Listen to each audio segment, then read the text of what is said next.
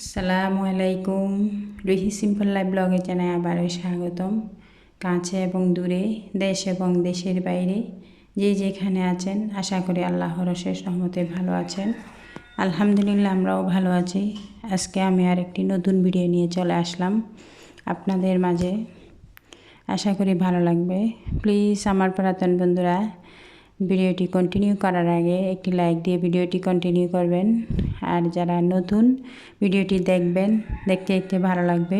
ভালো লাগলে প্লিজ চ্যানেলটি সাবস্ক্রাইব করবেন, লাইক করবেন, শেয়ার করবেন এবং পাশে থাকা বেল আইকনটি বাজিয়ে দিবেন। বেল আইকনের অল অপশন প্রেস করে দিবেন, আমি যাতে নতুন কোনো ভিডিও দেওয়ার সাথে সাথে আপনারা নোটিফিকেশন পেয়ে যান এবং আপনাদের সময় সুযোগ করে দেখে নিতে পারেন। আর এই দুটি কাজ অলরেডি যারা করে রেখেছেন তাদেরকে তো অসংখ্য অসংখ্য ধন্যবাদ। এই তো আজকে হচ্ছে আমার সাথে মোরক্কো ভয়েস দিচ্ছে। পাশে আমাদের জরিফা বাগান, অর্থাৎ এই আরবিদের বাগান। ওরা এই একটু ঠান্ডা হলে, আবহাওয়া একটু ঠান্ডা আসলে ওরা মোরগগুলা একদম সকাল সকাল ছেড়ে দেয়। যখন আলু ফুটে আর কি, তখন ছেড়ে দেই। এই জন্য মোরক্কো আমার সাথে কি ভয়েস দিতে হচ্ছে। তাই আপনারা যদি যার ভালো লাগে শুনবেন, যার ভালো লাগবে না তারা ইগনোর করবেন। এই তো এটা হচ্ছে একটু আমার বরাবরের মতো স্মৃতি আপনাদের সাথে শেয়ার করলাম। এখানে হচ্ছে একটা জায়গায় ঘুরতে গিয়েছিলাম আর কি। আজকে হচ্ছে আমি দুর্গন্ধমুক্ত ভাড়াল, অর্থাৎ ভুড়ি, আমরা আঞ্চলিক ভাষায় ভাড়ালও বলে থাকি, এটা বলে ফেললাম। ভুড়ি কীভাবে রান্না করি এটা শেয়ার করতেছি। এটা আগে একবার শেয়ার করেছিলাম।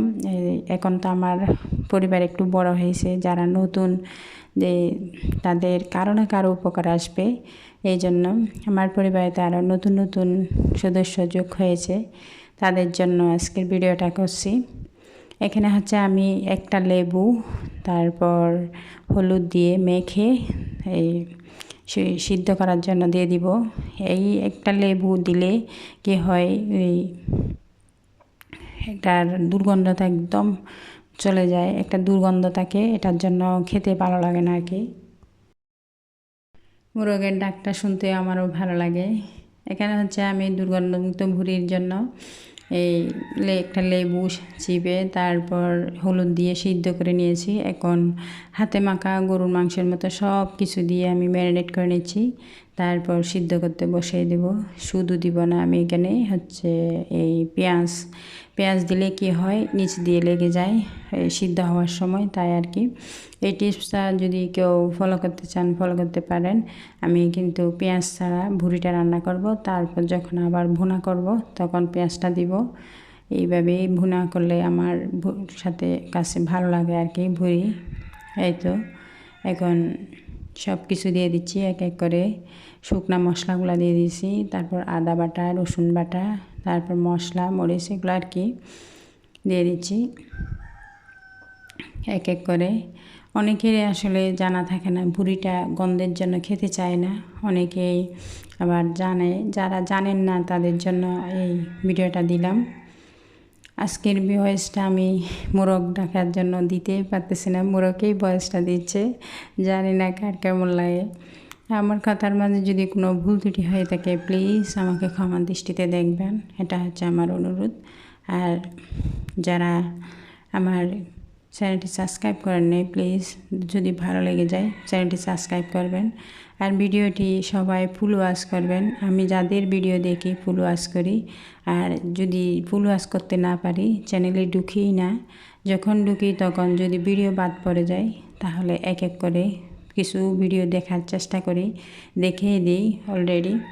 এভাবে অনেকেই কাছে আমি যাচ্ছি, ওরা বলতে পারবেন আমি কি মুখে সত্য বলছি না মিথ্যা বলছি। আসলে চিন্তা করি সবাই কষ্ট করতেছি, কষ্টের মূল্য যদি আমরা একে অপরকে না দিই তাহলে কি হবে। এখানে আমি ভুঁড়ি গুঁড়া রান্না করে এখন কিছু ফ্রোজেনের জন্য নিয়ে যাচ্ছি। এই তো ফ্রোজেন করব, কারণ এখানে একসাথে আমি অনেক বুড়ি রান্না করছি। এভাবে বারবার বুড়ি রান্না করাটা আসলে নেওয়া, পরিষ্কার করাও কষ্ট, রান্না করাও কষ্ট লাগে আমার। তাই এভাবেই করে থাকি, বারবার না করে একবারেই শেষ করি।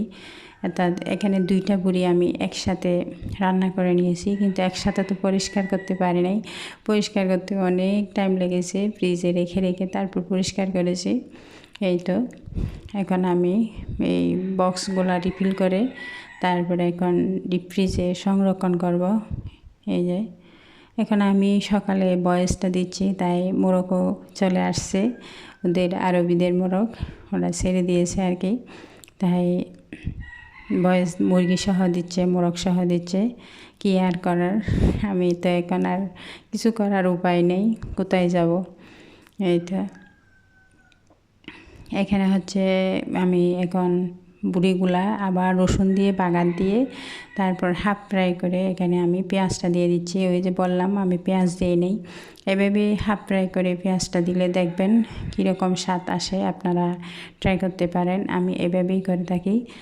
বলতে পারেন আগে কেন দেন নাই, বাগার দেওয়ার সময় আগে দিলে কী হয়, ফুরে যায়, পেঁয়াজটা পুড়ে যায়, তাহলে স্বাদটা পাওয়া যায় না আর কি। এভাবে দিলে স্বাদটা বাড়ে এবং স্বাদ খেতেও ভালো লাগে। এই যে দেখবেন পেঁয়াজের কোনো কাঁচা গন্ধ থাকবে না, এগুলা ভুনা করতে করতে, ফ্রাই করতে করতে পেঁয়াজটা একদম কালো হয়ে যাবে। এই তো আমার ফাইনালি বুড়ি বোনা শেষ, এখন পরিবেশন করে নেব খাবার জন্য আর কি।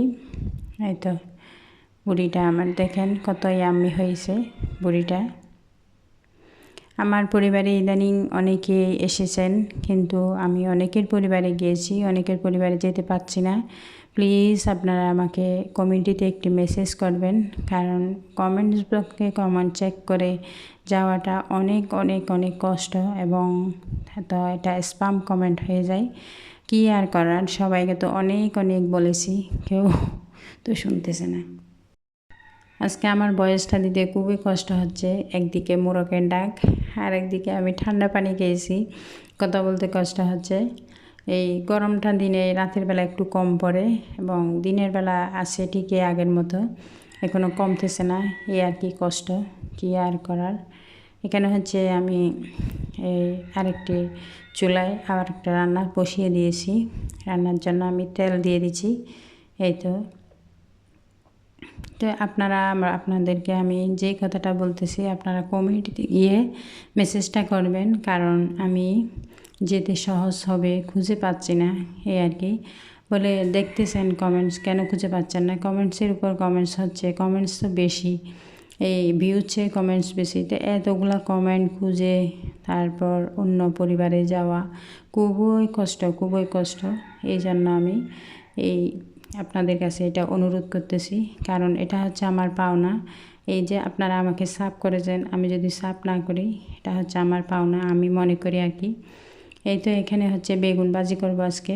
আমি বেগুনটা ভর্তা করলেও খেতে যাচ্ছে না, তারপর রান্না করলেও খেতে যাচ্ছে না, তাই আমি আজকে ভাজা করে নিচ্ছি।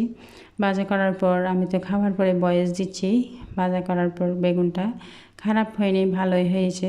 আসলে সবাই হচ্ছে করে অ্যালার্জি, তার জন্য খেতে চাচ্ছে না, আসলে স্বাদ হচ্ছে না তাই না, এই যে অ্যালার্জির জন্য খেতে চাচ্ছে না।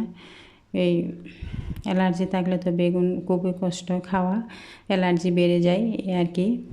যাদের অ্যালার্জি আছে তারা বেগুন, ইলিশ মাছ, ছাগলের মাংস এগুলোর থেকে অনেক দূরে থাকতে হয় এই আর কি। এখানে বেগুন ভাজাটা আমি হালকা করে হলুদ মরিচ তারপর এই কাঁচামরিচ দিয়ে তারপর চিংড়ি মাছ দিয়েছিলাম অফ ক্যামেরায়, তারপর আমি ভেজে নিয়েছি। বেগুন ভাজাটা খুবই মজা হয়েছিল, আসলে অল্প মশলার রান্না মাঝে মাঝে খুবই ভালো লাগে, মজা হয়। এখানে হচ্ছে আমি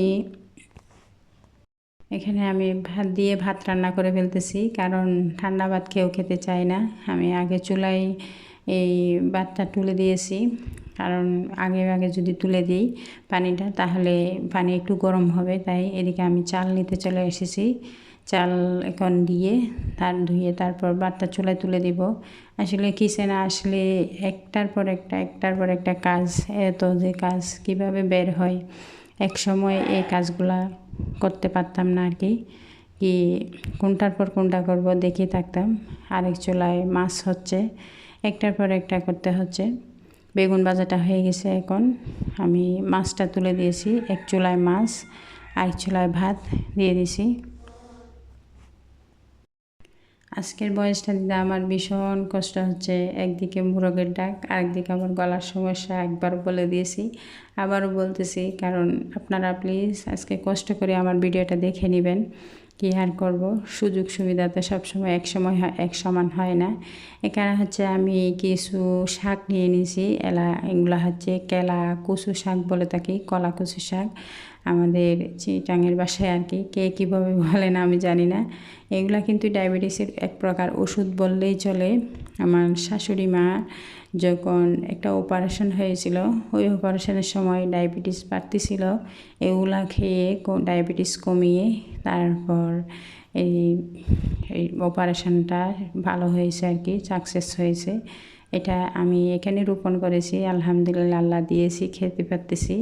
এগুলো আমি মসুরের ডাল তারপর চিংড়ি মাছ দিয়ে রান্না করব। আসলে পার্ট টু পার্ট সব কিছু শেয়ার করা খুবই কষ্ট, তাই আপনাদের সাথে একটু একটু করে শেয়ার করি। এমনিতে মুখেই বলে দিচ্ছি। এই তো এখন আমি বেশি করে রসুন দিয়ে দিচ্ছি। আমার কাছে শাকের মধ্যে পেঁয়াজের চেয়ে রসুন বেশি দিলে ভালো লাগে। এই রসুন তো এমনি হাড়ের জন্য ভালো, কাঁচা রসুন খেতে বলতেছে ডাক্তাররা এখন হাড়ের জন্য। এখন আমি শাকটা দিয়ে দিচ্ছি। এই যে আবারও বলছি, আমার কথার মাঝে যদি কোনো ভুল ত্রুটি হয়ে থাকে প্লিজ আমাকে ক্ষমার দৃষ্টিতে দেখবেন, এটা আমার অনুরোধ। কারণ ক্ষমা না করলে আমি ক্ষমা কোথায় পাবো? আপনারা একজন এক জায়গায়, কখন কার কী হয় কেউ বলতে পারে না। তাই আপনাদের কাছ থেকে বারবার করে আমি ক্ষমা চেয়ে নিই প্রতিটা ভিডিওতে। যদি ভুলে যাই তখন খুব আফসোস করে, আমি তো আজকে ক্ষমা চাই নাই কারো তাদের কাছ থেকে, এটা বলি। এই তো আমার এখন এই শাকটা হয়ে গেছে। শাকটাও খুব মজা হয়েছিল, কারণ চিংড়ি মাছ হয়েছে তাই।